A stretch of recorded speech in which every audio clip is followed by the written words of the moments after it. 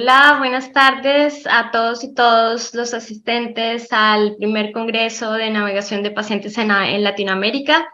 Iniciamos con la sesión de impactos en la telesalud durante la pandemia. Mi nombre es Joana Quiroz, soy manager de monitoreo y evaluación para TechSalud, una empresa que diseña y aplica estrategias tecnológicas sostenibles y prácticas junto a gobiernos locales, ONGs, clientes en salud y en la academia. Estamos comprometidos con la inclusión en el lenguaje digital y nuestros esfuerzos están dirigidos a cerrar esta brecha, facilitando el apoyo a clientes en inglés, en español, en portugués, en italiano, en la planificación de estrategias digitales que permitan la recolección de datos, el posterior análisis de datos, la visualización y, bueno, luego de esto la transferencia de la tecnología a la propiedad local, ¿no? Esto va a ser ONGs, la academia, personas que trabajen en salud, pacientes en salud. Y esto, bueno, a través de diferentes herramientas tecnológicas digitales que tengan contenido digital, a través de programas de mensajería como chatbot, WhatsApp, etc. Para iniciar con la sesión, queremos centrar un poco el tema de impacto de la telesalud durante la pandemia en al menos 3 puntos fundamentales. El primero de ellos está relacionado con un mayor empoderamiento de los pacientes, es decir, un cambio general de paradigma que se presenta durante la pandemia y que genera que las personas de alguna manera generen unos modelos que están centrados más en el paciente.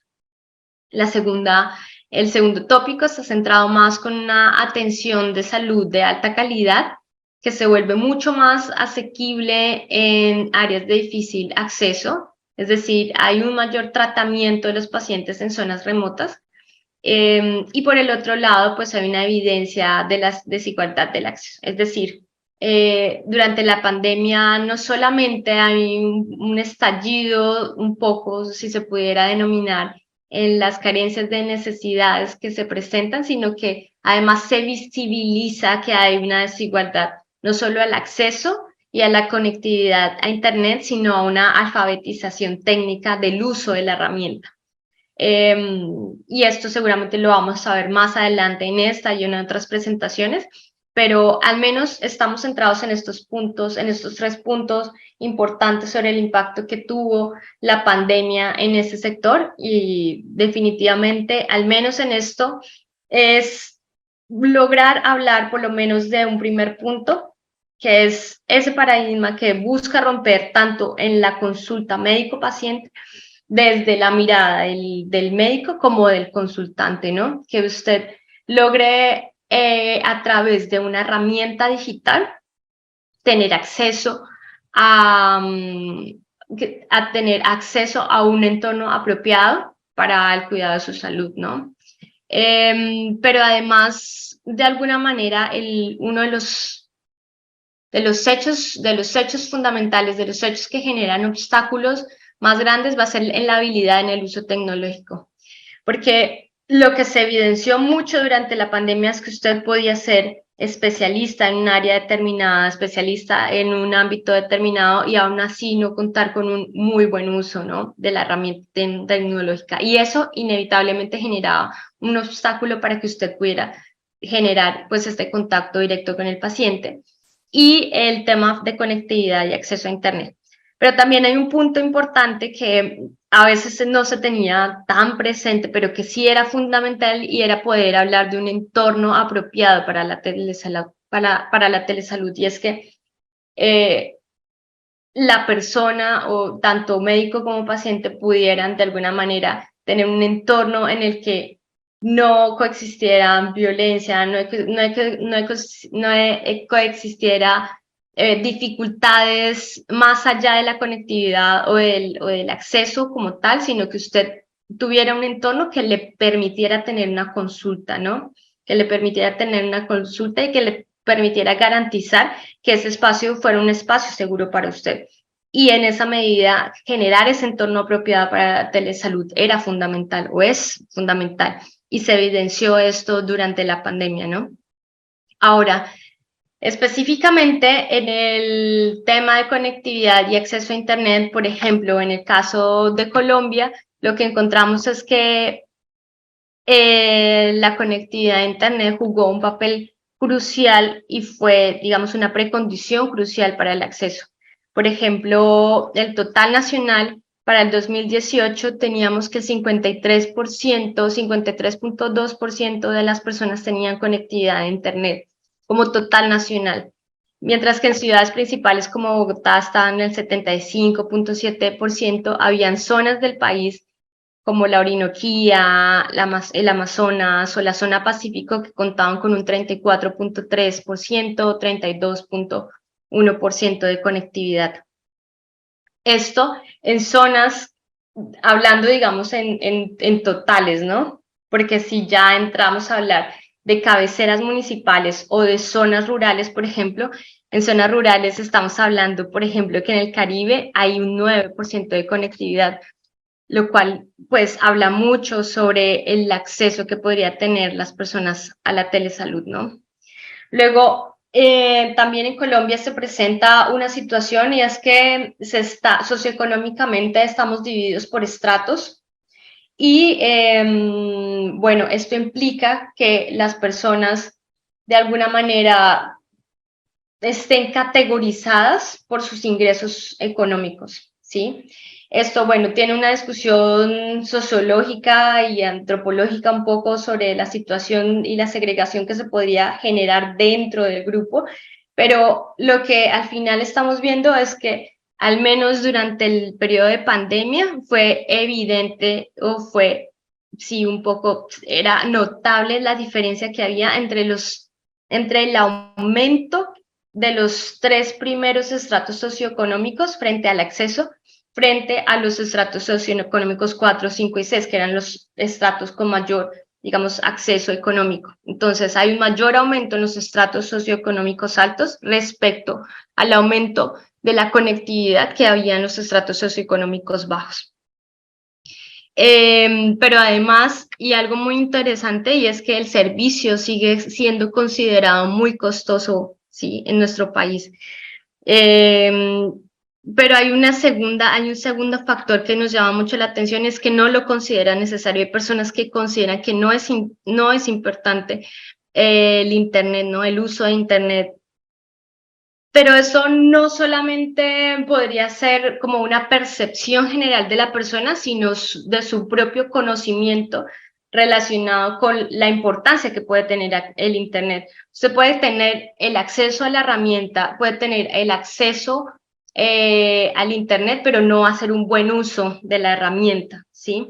Y aquí entra un poco el diálogo de la alfabetización que tiene frente a hacer un buen uso o no de otras herramientas que vayan más allá, por ejemplo, del video, del entretenimiento, de la red social, sino que la herramienta digital cambie de paradigma y se convierta en una herramienta de buen uso, ¿sí?, para garantizar unos mínimos derechos fundamentales como la salud y la educación.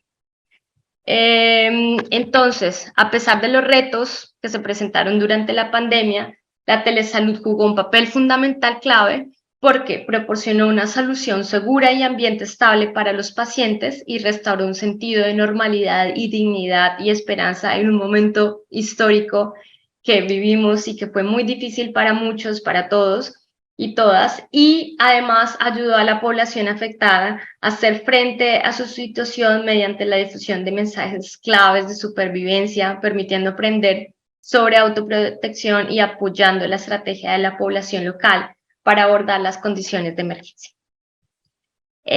¿Cuáles son ahora un poco los retos y cuál es el estatus de la telesalud hoy en día? La respuesta va a atender al menos a 3 puntos fundamentales. El primero de ellos será el aumento del uso de la inteligencia artificial y el machine learning. Por otro lado, el aumento de comunidades virtuales para el cuidado de salud y también un desarrollo de software para salud, ¿no? Esto creo que serían tendencias y podríamos entrar a discutir cada uno de ellos con muchísimo más tiempo, pero al menos en estos tres tópicos está un poco la discusión relacionada con la telesalud. Muchas gracias por habernos escuchado y estaremos atentos a responder todas las preguntas que tengan.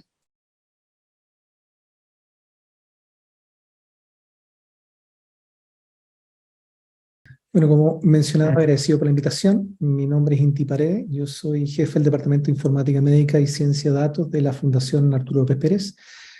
La fundación es una fundación oncológica, así que voy a tocar algunos temas relacionados con el cáncer específicamente. La presentación tiene 3 temas, vamos a hablar un poco de telemedicina y el escenario excepcional, de lo que sucedió en la pandemia y lo que sucede en escenarios cuando efectivamente se priorizan otro tipo de enfermedad y queda el cáncer de lado. El impacto del uso de telesalud en cáncer durante la pandemia y el escenario post-pandemia. Comentarles que la Fundación Arturo López Pérez es una fundación que data del año 1956, es un centro oncológico de alta complejidad, es una institución non-profit, tiene dentro de sus ámbitos de desarrollo, por un lado, atención directa a pacientes con cáncer, atendemos solo pacientes con cáncer. Tenemos un departamento de investigación del cáncer bastante desarrollado, con un presupuesto anual de cercano de $5 millones solo para hacer investigación del cáncer. Tenemos una área de donaciones con cerca de 50.000 donantes libres que donan cantidad de dinero bastante variado, desde empresarios hasta personas naturales. Y finalmente tenemos un área de un fondo solidario para apoyar a pacientes con cánceres, puntualmente para tratamientos complejos. Adicionalmente, hace 2 años el instituto participó en la certificación de la OESI, que es de Centros Oncológicos Europeos, y tenemos la primera acreditación para América Latina.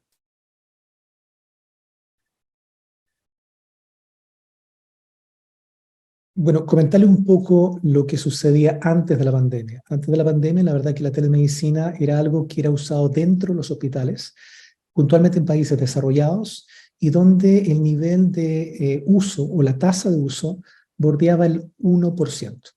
Es decir, de 100 personas que tenían acceso a usar el servicio, solamente 1 lo usaba. ¿Qué pasó después de este 2018 y inicia la pandemia? Estas fotos, la verdad que igual me causan un poquito de malos recuerdos, pero fue una realidad que nos tocó vivir. Terminamos muy cansados, terminaron muchos equipos con burnout, las calles vacías, y nos obligaron a interactuar de una manera no personal o no presencial, tanto desde el punto de vista como médico-paciente, como también entre nuestros mismos familiares. Esto obligó de alguna u otra manera a estar obligados a usar canales digitales para comunicarnos, entre familias, entre amigos. Lo que sucedió en Chile al respecto fue que se alfabetizó digitalmente de manera muy rápida. El aumento del uso de Internet móvil empezó a crecer muy rápidamente y dado la contextura del país, que tenemos un país muy largo, durante muchos años se fue fortaleciendo el Internet móvil. Así que de alguna u otra forma estábamos mejor preparados para un escenario de este tipo. Y el aprendizaje acelerado generó costumbres de comunicación que no habíamos visto, lo cual hizo bastante más fácil de alguna forma interactuar por este canal, porque previo a la pandemia el uso era menor y posterior a la pandemia el uso aumentó drásticamente. Lo que vemos acá son estadísticas de departamentos del Ministerio de Salud, donde a través de lo que sale de telecomunicaciones podemos ver de la Subtel el aumento del uso de Internet. Nosotros subimos cercano de un 53,5% inicialmente sobre el 60%, llegando incluso al 70% en Internet fijo, Internet móvil, hoy día estamos redando alrededor del 65%. Los seguros de salud también empezaron a adaptarse a la necesidad de poder dar cobertura a través de teleconsulta o cualquier modalidad de telemedicina, y también algunas instituciones no gubernamentales, pero que trabajaban vinculados a temas de salud e informática, empezaban a sacar lineamientos para hacer buenas prácticas en el uso de la telemedicina, como el caso del CENS, que es el Centro Nacional de Sistemas de Información en Salud. ¿Qué pasó en el resto del mundo y cómo fue evolucionando esto? Acá tengo los meses del año 2020. Si ven la curva, drásticamente a partir de marzo se produce un pico y una caída brusca de las atenciones presenciales y aumenta rápidamente las atenciones virtuales. Durante el año 2020 se tendió a estabilizar en rango cercano al 20%, lo cual en algunos casos se ha mantenido y en otros casos ha bajado incluso al 8%. Más adelante les voy a contar lo que sucedió en el caso nuestro en cáncer. ¿Qué hicimos nosotros en la Fundación Arturo Pérez el primer trimestre del año 2020, cuando se inicia la pandemia y fuimos obligados a encerrarnos y de alguna forma a buscar canales de comunicación virtuales? En la Fundación tenemos un equipo de desarrollo in-house y desarrollamos un software integrado a nuestro registro clínico electrónico y armamos una plataforma de telemedicina, juntando un poco parte y pieza, usando un poco de Google Meet. Hablamos con la gente de Google para poder de alguna forma usar una API de ellos, integrarnos también y embeberlo dentro del registro clínico electrónico, y posteriormente fuimos incluso incorporando otros canales, no solamente los canales a través de la videoconferencia, sino también el teléfono. ¿Cuáles fueron nuestros resultados? Durante el 2020, acá pueden ver la curva, nosotros somos un centro que atiende cerca de 150.000 pacientes al año, para que se hagan una idea del número, y atendemos cerca del 18% de los pacientes oncológicos complejos del país. Lo que ven en las columnas ahí, presencial y telemedicina, ven cómo se da la transición entre el mes de abril hasta el mes de octubre. Si se dan cuenta, en la columna que dice porcentaje telemedicina, se puede ver que llegamos en algunos momentos a tener cerca de un 60% de atenciones por un canal virtual versus el presencial. Esto al día de hoy se ha mantenido en rangos que fluctúan entre el 30 y el 28%. Pero también es relevante destacar que cuando uno empieza a dar esta atención, uno empieza a comparar qué sucede con los pacientes que no se presentan en las consultas. Y una cosa paradójica, pero a su vez también interesante y valiosa para nosotros, es que la inasistencia a través del canal presencial era mayor que el canal virtual durante la pandemia. Y esto porque justamente había una necesidad por atención médica y esta necesidad eventualmente sería cubierta a través de estos canales. ¿Qué sucedió en la perspectiva de la satisfacción usuario? ¿Cómo los pacientes observaron este servicio? Nosotros hicimos una encuesta de cerca de 3.891 pacientes durante el periodo del año 2020, fueron 7 meses de análisis. La encuesta preguntaba varios temas respecto a satisfacción del servicio, la calidad médica, del punto de vista del resultado que se esperaba de la atención, y logramos tener niveles extremadamente altos, cercano al 95% de satisfacción del punto de vista de la atención, 94%, perdón, de la atención, 95% respecto al servicio de la telemedicina, y un número muy alto refiere que lo volvería a usar, lo cual es muy bueno porque después de la pandemia esto se mantuvo.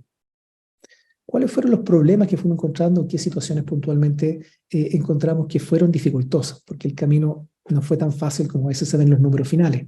El inicio fue un poquito dramático. No todos los pacientes tenían habilitado una conexión de internet en su casa. Así que empezamos a usar solamente el teléfono y las primeras consultas eran por vía telefónica. El 60% de los casos fueron por teléfono y el 40% era por una videoconferencia. Había un porcentaje alto de pacientes que referían que podían conectarse con bastante facilidad, pero había un porcentaje que no podía, y en esos casos teníamos que buscar canales para agendarle horas presenciales, y la verdad que solamente un 2% no pudo terminar la consulta, lo cual es un valor bastante bueno considerando que fuimos mezclando diferentes canales de comunicación para asegurar que la atención llegara a buen término.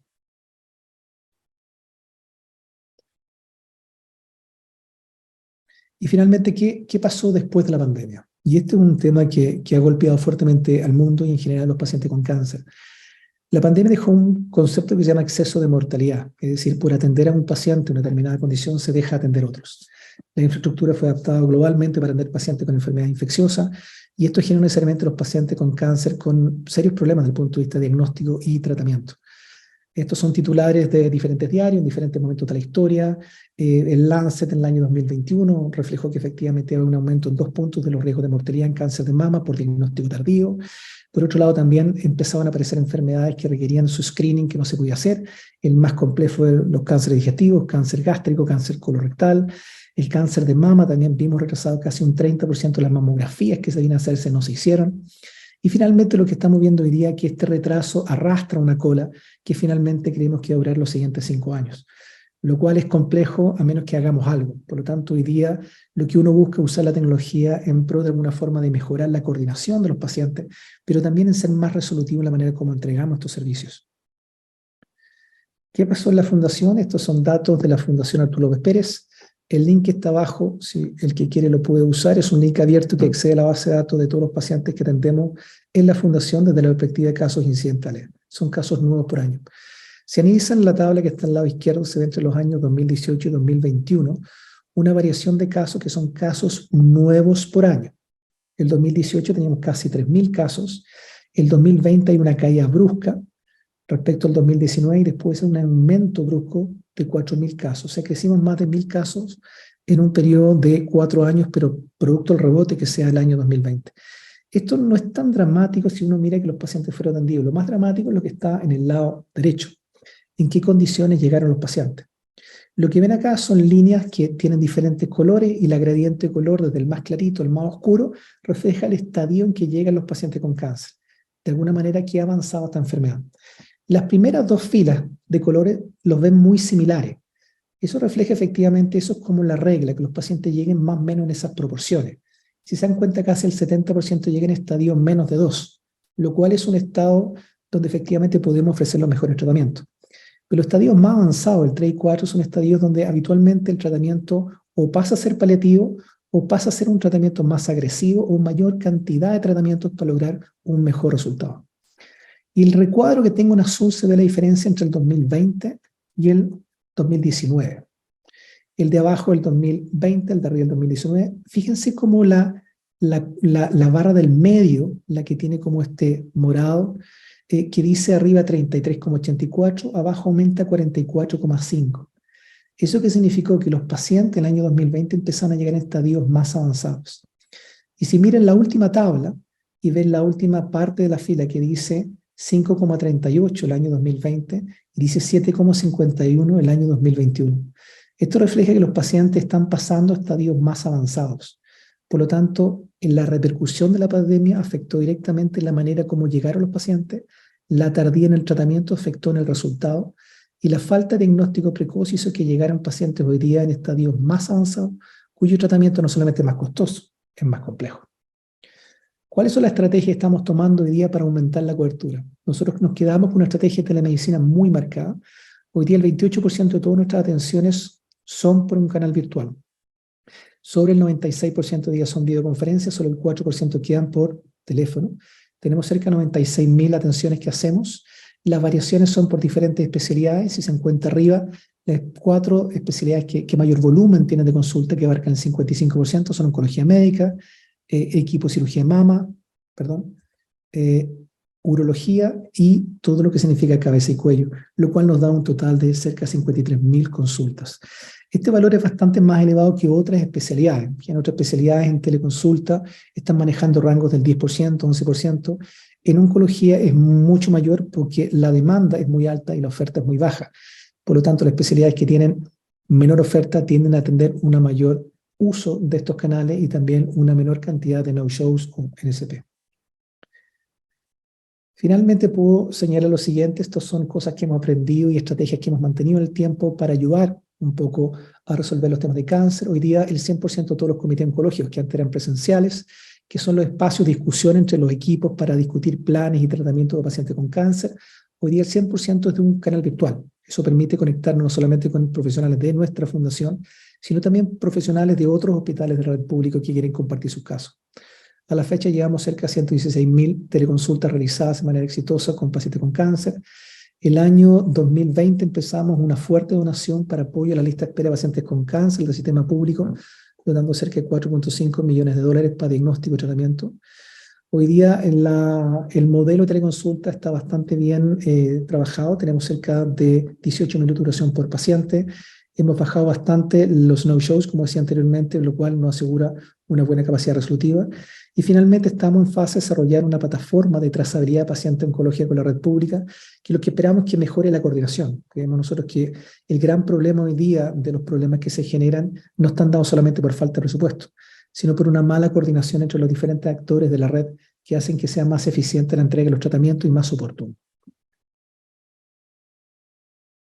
Eso, muchas gracias. Solamente señalar ahora al final, abajo ustedes pueden ver un link, comentarle que todos los desarrollos que nosotros hacemos de software, sistemas de análisis y los resultados que generamos producto del uso de nuestros datos para compartir el conocimiento con otras personas es de contenido abierto y gratuito a través de esta página. Muchas gracias.